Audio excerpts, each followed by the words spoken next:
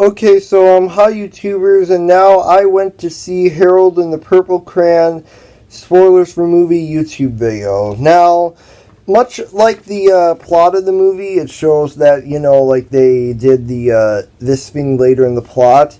Now I'm gonna explain all of like the other stuff, the stuff that really matters.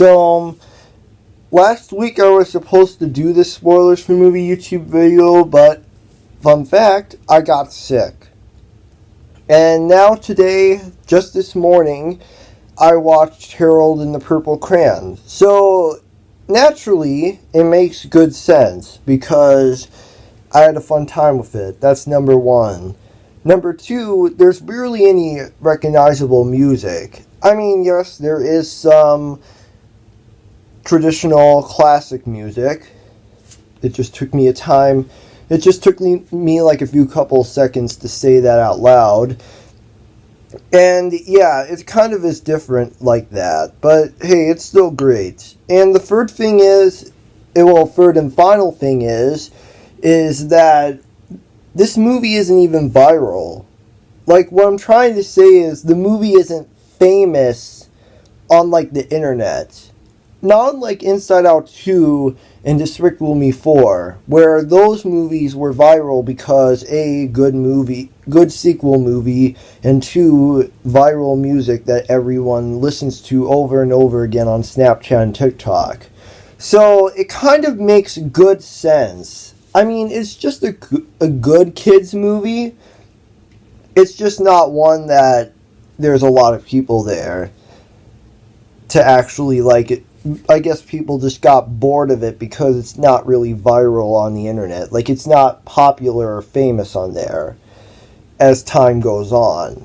Yeah, and also my fourth and final thing, my fourth bonus thing, is that, aside from a reference to the author itself, Crockett Johnson, there's also, I also found it very weird that when I went to see Harold and the Purple Crayon, there were there were empty seats, a lot of them everywhere. Hence why everyone was bored of watching it as time got on.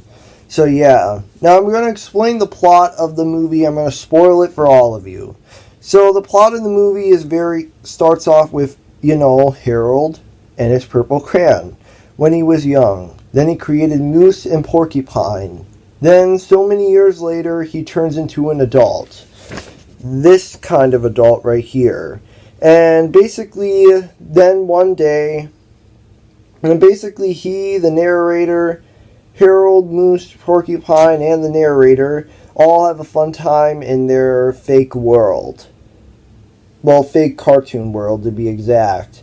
But then one day, the narrator goes missing. This allows Harold right over here and Moose and Porcupine to actually go into the real world. And then, of course, they meet up with this mom and their child. And then, of course, they stay with them. And then Harold makes some adjustments to her house, like coloring it purple.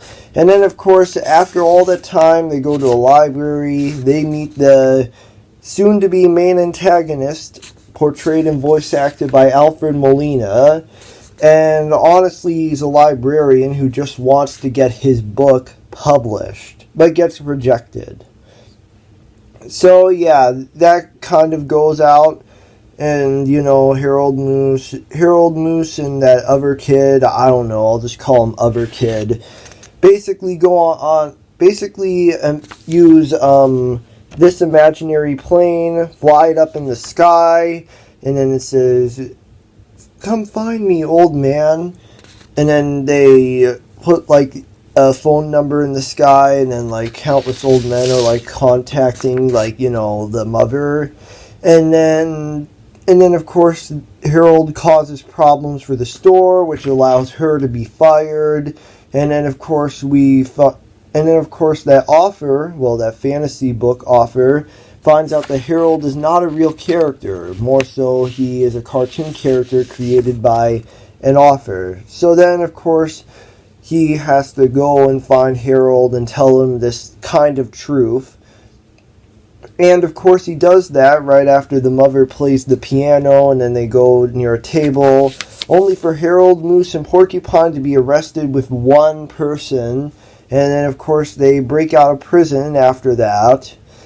After all of that, they eventually use a motorcycle. They meet up with Porcupine, and then, of course, Moose, Porcupine, Harold, and that other kid eventually go out to Crockett Johnson's museum, only to find out that Crockett Johnson is not alive anymore. And thus, Harold's imaginary friends basically disappear. Because, the imagination would be running out. So then, of course, he gets captured by, you guessed it, the fantasy author, who actually lied to him and said that he wanted to use his pure imagination, most likely to destroy the world. But then, and then Harold says that he screwed up to the other kid, but then that other kid still has that, thing in there. So then they fly a, balloon, air balloon, I guess, and then they of course put an end. They of course have like a battle of some sorts, with Carl the imaginary dragon obviously making that fantasy author's shield like burn, what I mean. And then of course right after that, he eventually loses his power, and then the villain says the fantasy author villain says that he just wanted to have a real world of his own. A real fantasy world of his own. So then, of course, he goes through that door, and then Carl the imaginary dragon then burns the door. Harold locks the door, and then Carl the imaginary dragon burns the door. Then after that, they eventually go back to Crockett Johnson's museum home, and then of course they take a tour through there, and then they see all of like Crockett Johnson's like stuff via glass, like inside of a glass. And this kind of makes sense because, and Crockett Johnson's death makes sense to the plot, like it connects to the plot perfectly well, because if I search up the author, if I actually search up the author, he actually died in 1975. So, yeah, he actually died in 1975. So, yeah, I guess my theory is that this whole movie basically takes place in 1975. Otherwise, I'm just conspiracy theorying myself that maybe this is just like a reboot of a movie that feels like it could be. Or maybe they're just doing the whole Lightyear thing with me, saying that, this is that movie, this is the movie about, like, whatever happened in, like, the original source material, about whatever happened later on from the original source material, if you know what I mean. So that kind of makes good sense. And then, of course, after all of that, Harold, Moose, and Porcupine go back, only for the other kid to give him colors. Then, of course, Harold, Moose, and Porcupine come back to their fake cartoon world, and then they, of course, color around. And then, of course, they, color around and then make it less purple and more about different colors. And then, of course, we get a post-credit scene where the bad guy, the fantasy author villain, eventually meets the girl that he likes, only for him to, be rejected. Just like the publishers that rejected him, so did the fantasy woman that he was inspired by, the mother, rejected him, and then he and his boyfriend, or husband, I guess, eventually disappear into thin air. And then the fantasy author villain says, "Oh, I'm busy. I'm super busy." And then, of course, that's it. And that was Harold and the Purple Crayon. My experience with this was really good. Although it's not really viral, but I guess, hey, you gotta do what you gotta do if it's not viral on the internet. So, yeah. Anyways, I enjoyed this good kids film, and I guess that's kind of it. There's just nothing much left to say. Other than that, this movie takes place in 1975. So yeah. Anyways, yeah, you can suck it, cartoon theorists. I know this movie takes place in the 70s. So yeah. Anyways, that's it for today. Peace out. Bye-bye.